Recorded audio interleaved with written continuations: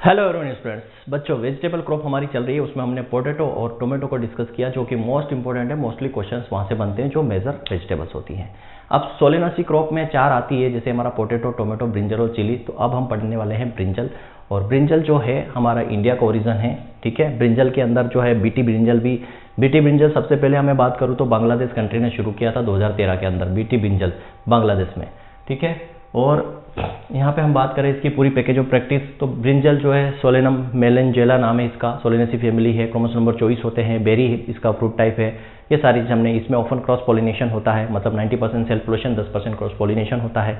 इसमें स्टोइस्टाइली पाई जाती है, जो लंबी स्टोइस्टाइली होती है उसमें सबसे ज़्यादा हमें प्रोडक्शन मिलता है। इसका जो फ्लावर होता है पेंटामेरस होता है। पेंटामेरस मतलब होता है 4, तो उसमें क्या होता है स्टोइस्टाइली होती है 4 प्रकार की, और एक उसमें क्या होता है मेल पार्ट मतलब एंथर होता है, इसको पेंटामेरस भी बोलते हैं। क्लियर है। टेम्परेचर 20 से 30 इसको चाहिए रहता है, ठीक है। 20 से 30 डिग्री सेल्सियस टेम्परेचर पर ये आसानी से ग्रो करता है। तो ये बेसिक चीज़ें सारी हम यहाँ पे डिस्कस करने वाले हैं। इसकी वैरायटीज डिस्कस करेंगे। इसकी जो एक मोस्ट इंपॉर्टेंट डिजीज है little leaf of brinjal, little leaf brinjal most important है, जो फॉर्म ऑफ मतलब फाइटोप्लाज्मा या माइकोप्लाज्मा से होती है। मोस्ट ऑफ द एग्जाम में ये क्वेश्चन पूछा हुआ है, ठीक है। मोस्ट ऑफ द इंसेक्ट कौन सा है इसका, तो फ्रूट एंड शूट बोरर जो है मोस्ट इंपॉर्टेंट, इसका लेसिनोइड जो नाम है उसका, ये मोस्ट इंपॉर्टेंट क्या है इंसेक्ट है। तो सारी चीज़ हम इसकी डिस्कस करने वाले हैं। तो ब्रिंजल में सबसे पहले इसका बॉटनिकल है ना, वानस्पतिक नाम की बात करते हैं। बॉटनिकल नेम तो क्या है, सोलेनम मेलांजेला, सोलेनम मेलांजेला इसका बॉटनिकल नेम है। फैमिली की बात करें, परिवार की बात करें, तो परिवार क्या है इसका, सोलेनेसी इसका परिवार है। अब यहाँ पे भी आपने देखा होगा जो बैंगन होता है हमारा, बैंगन होता है उसमें भी इस तरीके से जो होता है, इस तरीके से क्या होता है, ये हरा कलर का जो है लगा रहता है, इसी को बोलते हैं स्केलिक्स, जिसको हमने परसिस्टेंट स्केलिक्स बोला था। अब बोलोगे सर पोटैटो में नहीं होता, तो भाई ये पोटैटो फल थोड़ी ना है, ये तो ट्यूबर है, ये तो ट्यूबर है। इसका फल तो यहाँ पे लगता है इस तरीके से गुच्छे में, जो मैंने बताया था जब पोटैटो पढ़ाया था। तो उसमें भी क्या होता है, इस तरीके का परसिस्टेंट स्केलिक्स यहाँ पे ये फल के साथ ही टूटता है। ये हम जो खा रहे सर बोला आप नहीं, इसमें तो बताया नहीं पोटैटो के अंदर यहाँ का होता है परसिस्टेंट कैसी, ये भी तो सोलेनेसी का है। लेकिन भाई हम इसका फल कहाँ खाते हैं, इसका तो हम मॉडिफाइड स्टेम खा रहे हैं, ये हमने देखा, इसमें कहाँ से आएगा। इसके फल की बात करो, उसके फल के साथ जो है परसिस्टेंट स्केलिक्स जुड़ा रहता है, ठीक है। कभी नेट पर सर्च करना कि पोटैटो का फ्रूट कैसे दिखाई देता है, पोटैटो का फ्रूट ना कि ट्यूबर जो है मॉडिफाइड स्टेम होता है और फ्रूट जो है अलग है। जो फ्रूट की जब बात करेंगे तो वो पेरिनियल में चला जाएगा, लेकिन अगर हम ट्यूबर की बात करते हैं तो एनुअल देखते हैं। हमेशा हमने एनुअल में ही काम किया है, क्योंकि हमें क्या चाहिए, सिर्फ ट्यूबर चाहिए। हमने कभी फ्रूट के लिए काम नहीं किया। फ्रूट के लिए कौन करता है, साइंटिस्ट, जिनको ट्रू पोटैटो सीड बनाना रहता है। समझ गए बात को, है ना। कभी दिमाग में आए, है ना, शुरू मेरे को भी दिमाग में आया यार ये परसिस्टेंट स्केलिक्स इनके साथ तो होता है, पोटैटो में क्यों नहीं होता, पोटैटो में कहाँ काम कर रहा है सोलेनेसी। फिर यार चीज़ें धीरे धीरे समझ में आती है कि भाई ये तो मॉडिफाइड स्टेम है, ये तो सिर्फ हम खाने के पर्पज से ले लेते हैं, लेकिन पोटैटो का एक्चुअल में फ्रूट जो है कुछ और होता है, फ्लावर बनेगा और फिर फ्रूट बनेगा, ठीक है। वहाँ परसिस्टेंट स्केलिक्स होता है, मतलब ये मरेंगे साथ वाली बात है। ओरिजिन की बात करें, उत्पत्ति की, तो इसका है इंडिया या इंडो बर्मा, ठीक है। क्रोमोसोम नंबर सबके होते हैं, पोटैटो को छोड़कर, पोटैटो टेट्राप्लॉइड चॉइस, बाकी इनके चॉइस। फ्रूट टाइप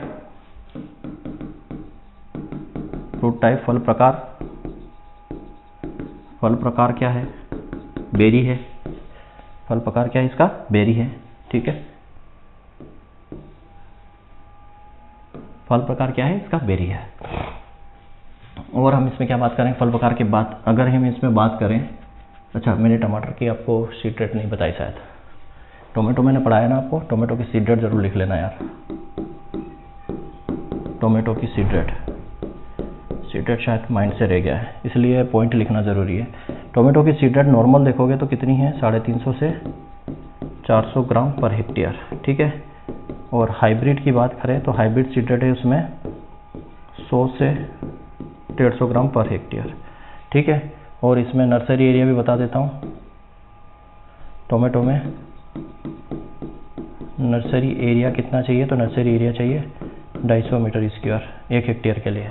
ये टोमेटो में चीज़ छूट गई है, इसको नोट डाउन कर लेना। टोमेटो के अंदर जो है सीड रेट कितनी नॉर्मल 250 से 350 400 ग्राम, हाइब्रिड के लिए 100 से 150 ग्राम। और नर्सरी एरिया कितना चाहिए 1 हेक्टेयर, अगर आपको टमाटर लगाना है 1 हेक्टेयर में तो नर्सरी एरिया चाहिए 250 मीटर स्क्वायर। क्लियर है। ये चीज़ हमारी जो छूटी हुई थी। टमाटर में एक दो चीज़ और छूटी हुई है वो मैं बता देता हूँ, ठीक है। कुछ चीज़ें ऐसी जो स्किप हो जाती है।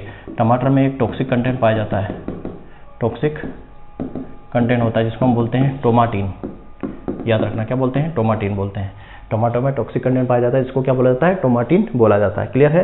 ये 3-4 चीज़ छूटी हुई थी जो आप यहाँ पे मैंने करवा दी बैंगन के साथ, इसको देख लेना, ठीक है। और नोट्स में भी मिल जाएगी, हालांकि कुछ चीज़ें एक आध पॉइंट छूट जाते हैं ना तो आपके नोट्स में रहेंगे। तो आप वीडियो को देख के नोट्स बनाएं और एक बार जो PDF है उसको PDF को भी देख ले कि ऐसा तो कोई पॉइंट नहीं है जो हमने यहाँ पर छूट गया हो, तो उसको भी आप नोट्स के साथ नोट डाउन कर ले। ऐसा नहीं कि सिर्फ आप वीडियो देख रहे हैं और आपने वीडियो देखा और नोट्स बना लिए, PDF नहीं देखी, या फिर आप सिर्फ PDF से पढ़ रहे हैं वीडियो नहीं देखा तो भी गड़बड़ हो सकती है। हो सकता है कुछ मेरे दिमाग में ऐसी चीज़ आई मैंने यहाँ बता दी और नोट्स में ना हो, तो दोनों टेली करना। आपने नोट्स वीडियो देखा, उससे नोट्स अपना बनाया, शॉर्ट नोट जैसे भी मैं लिखवाता हूँ। उसके बाद फिर आपने नोट्स एक बार देखा PDF, उसको रीड आउट करा, क्या क्या जो पॉइंट है ऐसे जो सर से छूट गए हैं वो भी आप अपनी कॉपी में नोट डाउन कर लो, तो एक परफेक्ट नोट आपका तैयार होता जाएगा। क्लियर है। तो ये टमाटर में ऐसी चीज़ छूट गई थी, इसको लिख लेना, ठीक।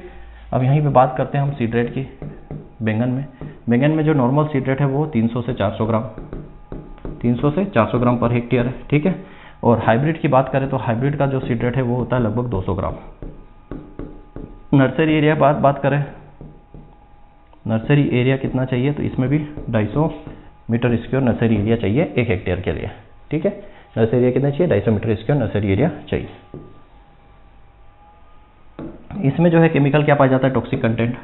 बैंगन के अंदर जो टॉक्सिक कंटेंट होता है, टॉक्सिक कंटेंट होता है वो 16 सोडिन, 16 सोडिन टॉक्सिक कंटेंट पाया जाता है। किसके अंदर, ब्रिंजल के अंदर जो है टॉक्सिक कंटेंट क्या पाया जाता है, 16 सोडिन जो है टॉक्सिक कंटेंट पाया जाता है। क्लियर है। और अभी हमने यहाँ चीज़ एक बताई थी टमाटर के अंदर कि इसका हम फल खाते हैं, तो ये भी क्या हो गया, फोटोपीरियोडिज्म के अकॉर्डिंग अगर आप देखोगे, फोटोपीरियोडिज्म के अकॉर्डिंग देखोगे तो ये क्या है, ये डे न्यूट्रल प्लांट है। कौन सा प्लांट है, डे न्यूट्रल प्लांट है। जितने बोला था जिसका हम फल खाते हैं वो प्रकाश निष्प्रभावी पौधे होते हैं, डे न्यूट्रल प्लांट होते हैं। इसमें जो है पॉलिनेशन की बात करें या परागण की बात करें तो इसमें होता है open cross pollination, open cross pollination. भैया ओपन क्रॉस पॉलिनेशन क्या होता है सर, देखो ओपन क्रॉस पॉलिनेशन मतलब होता है प्रायः पर परागण, ऐसा लिख सकते हो, प्रायः पर परागण, मतलब कभी कभी पर परागण होगा। मतलब जो ओपन क्रॉस पॉलिनेशन होता है इसमें 90% क्या होता है, सेल्फ पॉलिनेशन होता है, ठीक है। और 10% के आसपास क्या होता है, क्रॉस पॉलिनेशन होता है। मतलब जिसमें सेल्फ भी हो, क्रॉस भी पॉलिनेशन हो, दोनों हो, उसको हम ओपन क्रॉस पॉलिनेशन बोलते हैं।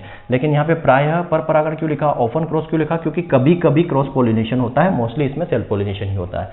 और इसमें क्या पाया जाता है, इसमें पाया जाता है हिस्ट्रोस्टाइली,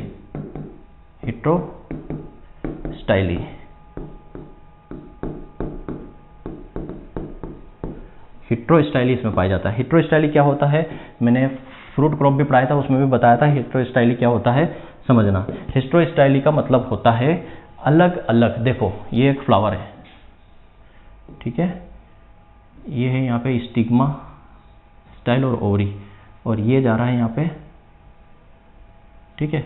ये मैं ऐसे बना देता हूँ, ये बना दिया मैंने एंथर, ठीक है। अब यहाँ पर क्या होता है, ये स्टिग्मा मान लो ये, और यहाँ पे ओवरी है, ये ओवरी है,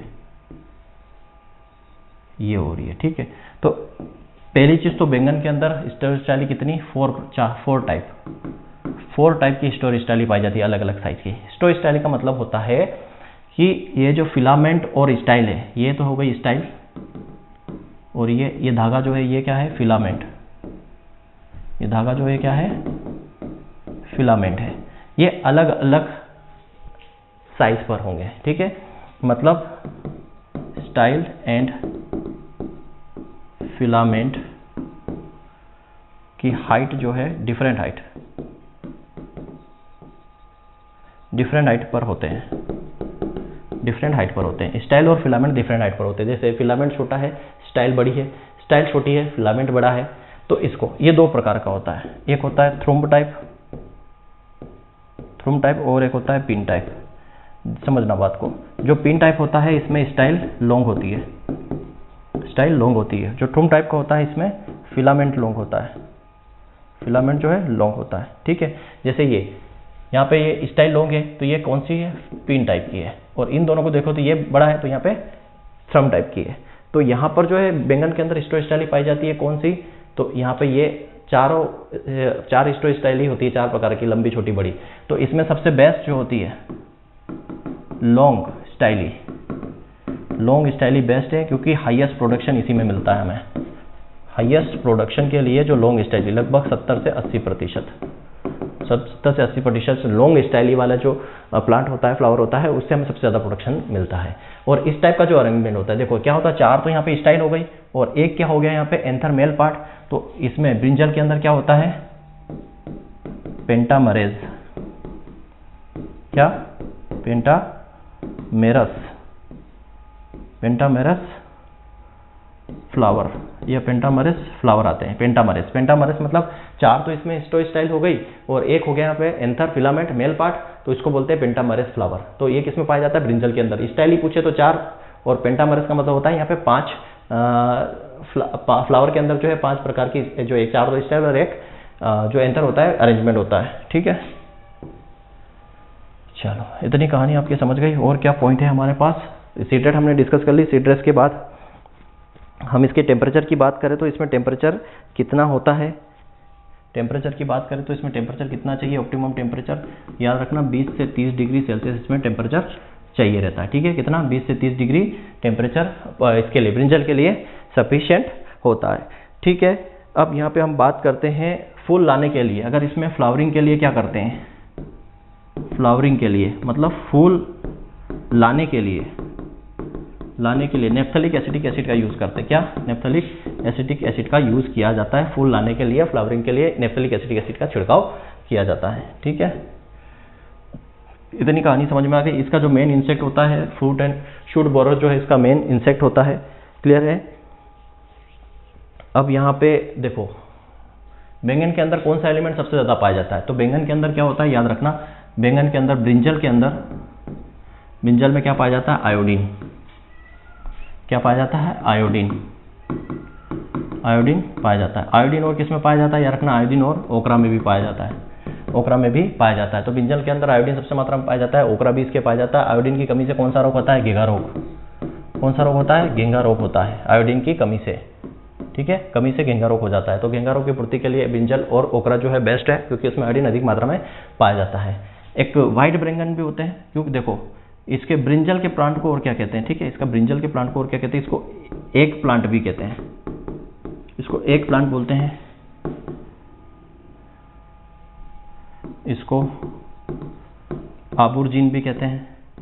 ठीक है, एक प्लांट भी कहते हैं, इसको आबुर्जीन भी बोलते हैं। एक प्लांट क्यों कहते हैं, क्योंकि ये अंडे की तरह दिखाई देता है और इसमें कौन सा, वाइट ब्रिंजल जो है बिल्कुल अंडे की तरह दिखाई देता है। वाइट ब्रिंजल जो है वो किसके लिए, डायबिटीज के रोगी के लिए बेस्ट है, जो मधुमेह रोगों के कंट्रोल के लिए वाइट ब्रिंजल। और क्या होता है डायबिटीज कंट्रोल के लिए, जामुन खाना चाहिए और करेला खाना चाहिए। जामुन और करेला भी मधुमेह के लिए बेस्ट है, जिसको शक्कर की बीमारी है, डायबिटीज है, उसके लिए वाइट ब्रिंजल रिकमेंड किया जाता है, जामुन और करेला खाना जाता है। तो वाइट ब्रिंजल जो होता है वो डायबिटीज के लिए बेस्ट होता है। ठीक है, एक प्लांट भी बोला जाता है, इसको आबुर्जीन भी बोला जाता है। ठीक है, और गरीबों की सब्जी भी बोला जाता है, इसको और क्या बोला जाता है, गरीबों की सब्जी भी बोलते हैं, याद रखना, गरीबों की सब्जी भी इसे कहते हैं। ठीक है, इतने सारे इसके नाम भी हो गए। और क्या चीज़ बची इसमें, अब मेरे ख्याल से कुछ है नहीं है। अब यहाँ पे सीधे हम इंसेक्ट पेस्ट डिजीज को डिस्कस कर सकते हैं, वैरायटी को डिस्कस कर लेते हैं, किस्मों वैरायटीज। ठीक है, पूसा पर्पल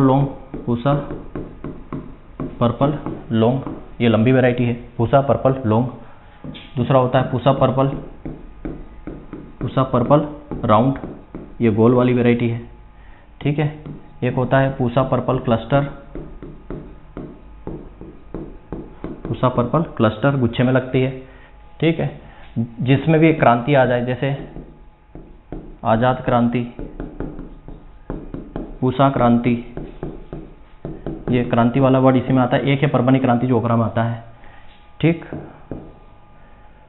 और मैं बात करूं,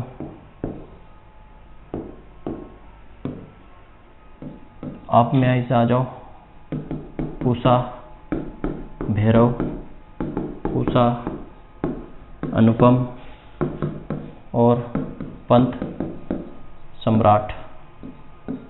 पंत सम्राट ये फमोप्सिस ब्लाइट के प्रति रेसिस्टेंस है, फमोप्सिस ब्लाइट के प्रति प्रतिरोधी है, ठीक है। और क्या, सर्वाधिक उत्पादन, सर्वाधिक अगर उत्पादन की बात करो तो ये आ जाएगा पूषा नवनीत, सर्वाधिक उत्पादन के लिए पूषा नवनीत। एक है Pant Rituraj, most important, Pant Rituraj most important, ठीक है। ब्लैक ब्यूटी है, 8 पे आ जाएगा black beauty, black beauty. Black beauty जो ये निमेटोड के प्रति रेजिस्टेंस है, इसके प्रति निमेटोड रेसिस्टेंट वैरायटी है, ठीक है। बहुत सारी हमने लिख ली है, और भी आपके नोट्स में मिल जाएगी, याद कर लेना। ये मोस्ट इंपोर्टेंट है जो हमने डिस्कस की। अब यहाँ पे बात करते किसकी, इसके डिजीज की। तो लिटिल लीफ जो है मोस्ट इंपॉर्टेंट है, और ये किसके द्वारा होती है, माइकोप्लाज्मा के द्वारा होती है, ठीक है। लिटिल लीफ ऑफ ब्रिंजल जो है किसके द्वारा होती है, माइकोप्लाज्मा के, और ये सबसे महत्वपूर्ण डिजीज है। लिटिल लीफ जो है माइकोप्लाज्मा के द्वारा होती है, फाइटोप्लाज्मा भी लिखा जा सकता है, ठीक है। और इसमें कौन कौन सी डिजीज है, लिटिल लीफ एक हो गया। लिटिल लीफ के बराबर इसमें कौन सा और इंसेक्ट रोग की बात करें तो इसमें एक लीफ हॉपर है, लीफ हॉपर, जिसका नाम क्या है, फाइसिटिस